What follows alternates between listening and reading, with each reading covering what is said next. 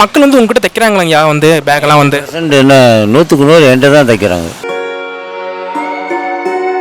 இன்னைக்கு வேலை பார்த்தா தான் கஞ்சி. பையன் குடிகார பயலாகிட்டு யார் வேலை வக்கீல் தான் ஒரு 1000 தருவா தவிர யாரும் தரமாட்டாங்க.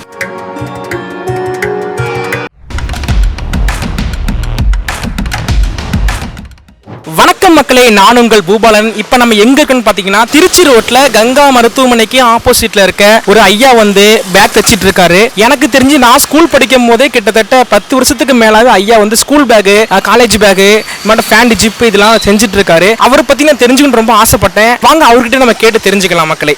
ஐயா வணக்கம் ஐயா, உங்க பேர் என்னங்க ஐயா? ஹஜ்ஜு முகமது. சரிங்க ஐயா, நீங்க வந்து எவ்வளவு வருஷமாங்க ஐயா அந்த பேக் தைக்கும் தொழில் வந்து செஞ்சுட்டு இருக்கீங்க?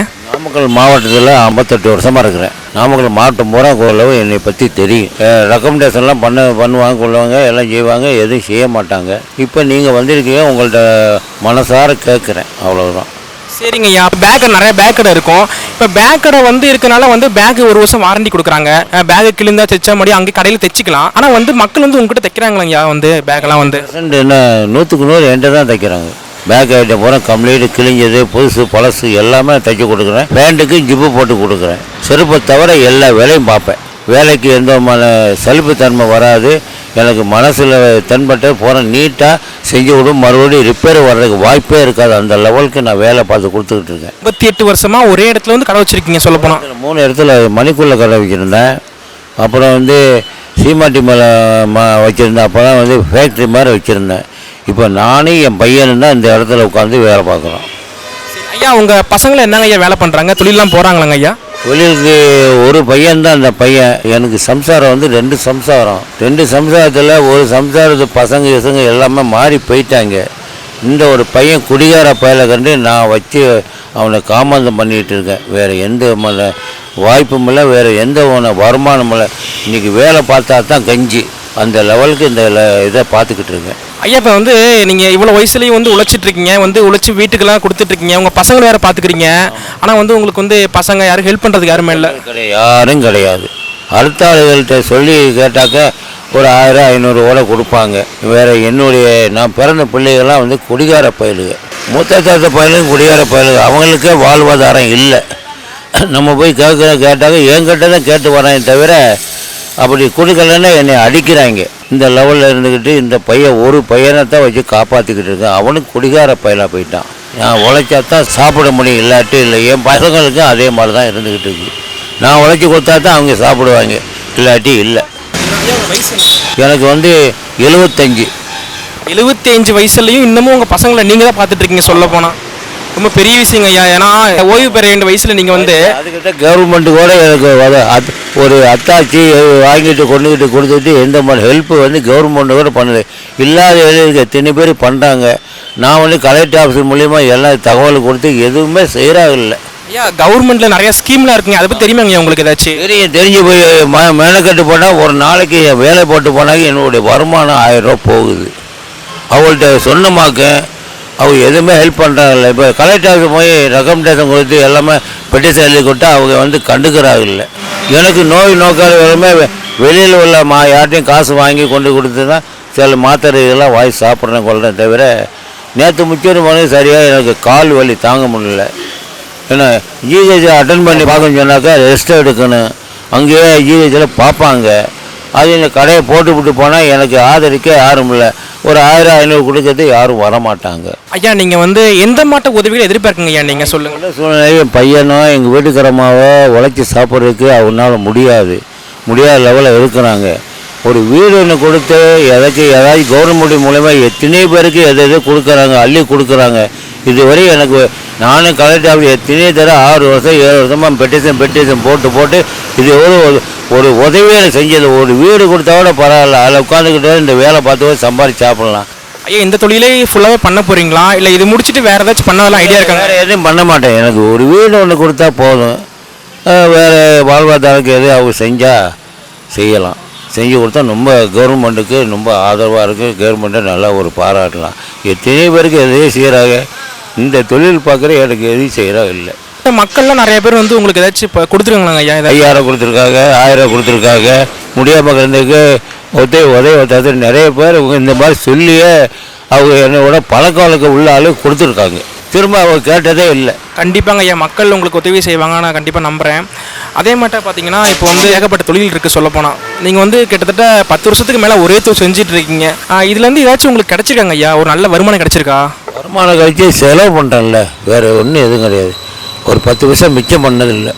செலவு கரெக்டாக ஒரு நாளைக்கு எப்படியும் குறைஞ்சி வீட்டு செலவு சாப்பாடுக்கு போய் செலவு 600 700 செலவாகுது சார் மினிமம். வீட்டில் சாப்பாடு சமையல் பண்ணுறது அந்த அம்மா முடியாது. பையன் குடிகார பையில போயிட்டான், ஓப்பனாக சொல்கிறேன். அவனுக்கு கோட்டை முதற்கொண்டு நான் தான் வாங்கி கொடுக்குறேன். வேறு யாரும் வாங்கி கொடுத்தா வைக்கப்படுவாங்க, அசிங்கப்படுத்த. நீ ஏன்னா பெத்த தலைமுறைக்கு உலகத்தில் இந்தியாவிலேயே என்ன உலகத்தையே வந்து பெத்த பிள்ளைக்கு கோட்டை வாங்கி கொடுக்க நானாக தான் இருக்கிறேன். அவன் கொடுக்கலன்னு சொன்னாக்க டிவி உடைக்கிறான், பாத்திரத்தை உடைக்கிறான், இதையே செய்கிறான். அவனை எவ்வளோ தூரத்துக்கு அவனை வந்து வைக்கிறோமோ அவ்வளோ தூரத்துக்கு வச்சுக்கிட்டு இருக்கு தான் செய்கிறான், இருந்துக்கிட்டு இருக்கேன். இந்த பையன் வந்து இப்படி ஒரு சூழ்நிலை இருக்கான், ஆனால் அவனையும் வந்து நம்ம வந்து எப்படியாச்சும் ஒரு நல்ல வழி கொண்டு போயிடணும் அப்படின்னு சொல்லிட்டு நீங்கள் ஒரு நல்ல நினைக்கிறீங்களா ஐயா? அதே சொல்லப்போனால் அந்த மனசுதாங்க ஐயா கடவுள் சொல்லப்போனா, வேற ஒன்றுமே இல்லைங்க ஐயா. எல்லாமே சொல்லுவாங்க, நீ தெய்வத்து சபபாய் இந்த மாதிரி செய்கிறது. அடுத்த ஆளை விட்டு வாங்கி கொடுத்தாக்கா அசிங்கப்படுவாங்க, கேவலப்படுத்துவாங்க, நம்மளை திட்டுவாங்க.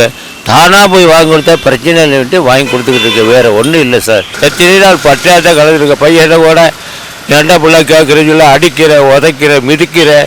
அவன் கோட்டை குடிக்கிட்டு என்னையவே அடிக்க வருவான். அந்த லெவலில் இருந்துட்டு இன்றைக்கி என் குடும்பத்தை காப்பாற்றுறது உலக ரேஞ்சில் ஒரு முதல் தரம்னு சொல்லிட்டு எல்லாருமே சொல்லுவாங்க. அதை நான் சொல்லக்கூடாது, அந்த லெவலில் நான் இருக்கிறேன். ஐயா சொந்தக்காரங்களாம் இருக்காங்க ஐயா உங்களுக்கு? சொந்தக்காரங்க இந்த பையன் குடிகார பையனாக சொல்லிட்டு யாரு வேலை வக்கீல் தான் ஒரு 1000 தருவா தவிர மித்த யாரும் தரமாட்டாங்க. ஆமாம், இந்த குடிகார பையனுக்கு ஏன்னா நீ கொடுக்குற 5 நேரம் தொழுகக்கூடியவா, அது கூட போக முடியல. பாடம் போடுவேன், நல்லா கிட்டே பார்ப்பேன், யாருக்கிட்டையும் கேட்டால் வாய் சாப்பிட தவிர யார்ட்டையும் ஒரு கையேந்து பிச்சை கட்டது அவங்களாம் பார்த்து கொடுப்பாங்க. கண்டிப்பாங்க ஐயா, உங்களுடைய இந்த கண்ணீர் துளிக்கோசரம் கண்டிப்பாக ஒரு நல்ல ஒரு கிடைக்குங்க ஐயா உங்களுக்கு. எல்லாரும் சொல்லியிருக்காங்க, நீ கடவுளுக்கு சபப்பாய். எந்த ஒரு கள்ளங்காவோட சூது வாது இல்லாத பேக்கு தொழிலே வந்து அடுத்த ஆள் வந்து 50 ரூபா கேட்டால் நான் 40 ரூபா செஞ்சு கொடுப்பேன். அந்த லெவலுக்கு எனக்கு வேலை வருது, பார்க்க முடியல. வயசாகி போச்சு 75.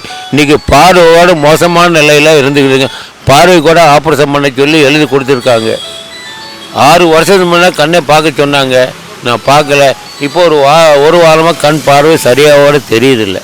அதுதாங்க ஐயா, கண்டிப்பாக உங்களுக்கு இந்த கண்ணீர் துளிக்கோசரம் கண்டிப்பாக கடவுள் உங்களுக்கு ஏதாச்சும் உங்களுக்கு செய்வாருங்க ஐயா. கண்டிப்பாக அந்த பையன் தான் ஃபோன் போடுறான், கோட்டர் வாங்கி கேட்குறான். ரொம்ப நன்றிங்க ஐயா, இவ்வளோ நேரம் நீங்கள் கூட பேசுனதுக்கு. கண்டிப்பாக இந்த செய்தி பார்த்தீங்கன்னா மக்களிடையே நாங்கள் கண்டிப்பாக எடுத்து செல்லுவோம். கண்டிப்பாக முடிஞ்ச அளவுக்கு எங்களால் முடிஞ்ச சப்போர்ட்டும் கண்டிப்பாக உங்களுக்கு பண்ணுவோம். அதே மாட்ட மக்களே நீங்களும் பார்த்தீங்கன்னா ஐயாவுக்கு முடிஞ்ச சப்போர்ட்டை பண்ணணும். நம்ம ஐயா எங்கே இருக்காருன்னா திருச்சி ரோட்டில் வந்து பார்த்தீங்கன்னா பழைய ஜிஹெச் காம்பவுண்ட் கிட்ட ஐயாவோட கடை இருக்குது. ஏன்னா நம்ம வந்து இப்போ பேக் வந்து கடையில் வாங்குகிறோம், கடையில் வாங்கும் போது வந்து 1 வருஷம் வாரண்டி கொடுக்குறாங்க. அதே மட்டும் 1 வருஷம் வாரண்டி கொடுத்ததுக்கப்புறம் அந்த 1 வருஷத்தில் வந்து கிழிஞ்சாலோ ஜிப்பு கிழிஞ்சாலோ வந்து நம்ம கடைக்கு கொண்டு போகிறோம். 2-3 டைமுக்கு அப்புறம் வந்து காசு கேட்குறாங்க. ஆனால் வந்து அந்த காசு வந்து அவங்களுக்கு கொடுக்குறப்பெல்லாம் நம்ம ஐயாவுக்கு வந்து அந்த பேக் மூலிமா அந்த காசு கொடுத்தா அவங்களுக்கு குடும்பத்துக்கு ஒரு புண்ணியம் செஞ்ச மாட்டோம். அவங்களுக்கு சொல்ல போனால் நம்ம கொடுக்க வேண்டிய காசு வந்து ஒருத்தங்களுக்கு கொடுத்தா அந்த காசால ஒருத்தங்க புண்ணியம் படுறாங்கன்னா கண்டிப்பாக வந்து உங்களுக்கு வந்து கடவுள் வந்து எப்பவுமே நல்லா வச்சிருப்பாங்க மக்களே. இதுவரை 58 வருஷமாக தொழில் பார்க்குறேன். இதுவரை தொழிலில் செஞ்சு கொடுத்து இதுவரை ரிட்டர்ன் வந்ததில்லை. ஒரு தையலுக்கு 2 தையல் நீட்டாக பார்த்து அடுத்த 50 ரூபா கடை நான் 40 ரூபா போட்டு செஞ்சு கொடுத்து எனக்கு பேர் வாங்கி தான் இருக்கேன் தவிர கெட்ட பேர் இதுவரை வாங்கினதில்லை. 58 வருஷமாக ஸ்கூல் பை, காலேஜ் பை, ட்ராவல் பேக்கு எல்லா வெரைட்டியும் பார்ப்பேன். பேண்ட்டுக்கு ஜிப்பு போடுவேன், ஒரு தையலுக்கு 2 பட்டு கொடுப்பேன். நிறைய வேலை வருது, என்னால் பார்க்க முடியல. சமயத்தில் வாங்குற கூட காசு இல்லாமல் கூட இருக்குது. அவங்கள்ட்ட ஏன்பா நீ காசு கேட்குற, செஞ்சு கொடுத்த வாங்கிக்க அப்படிமா. சில பேர் கொடுப்பாங்க, சில பேர் கொடுக்க மாட்டாங்க. அந்த மாதிரிலாம் இருந்துக்கிட்டு காலம் தெளியிருக்கேன். கண்டிப்பாக ஐயாவோட கண்ணீர் துளிக்கு கண்டிப்பாக ஒரு நாள் வந்து கண்டிப்பாக தீரும். எல்லாருடைய வாழ்க்கை கண்டிப்பாக மாற மாட்டேன். ஐயாவோட இந்த நிலைமை வந்து கண்டிப்பாக மாறும் மக்களை. தன்னுடைய உழைப்பை நம்பி யாரு ஹெல்ப் இல்லாமல் வந்து தொடர்ந்து இவ்வளோ முயற்சி செஞ்சு கடையை வச்சு டெவலப் பண்ணிட்டு இருக்காரு. ரொம்ப பெரிய விஷயம் அது சொல்ல போனால்.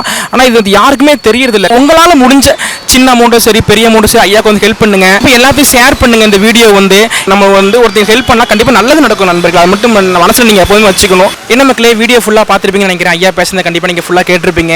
75 வயசுலையும் யாரும் எதிர்பார்க்காம யாருக்கிட்டையுமே ஹெல்ப்புக்கு நிற்காம அவர் வந்து அவருடைய தொழிலை வந்து கிட்டத்தட்ட 58 வருஷங்களாக வந்து ரொம்ப பண்ணிக்க அதே பெரிய விஷயம்.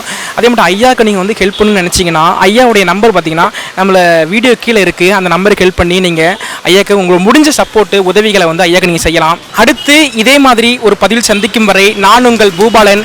நன்றி மக்களே.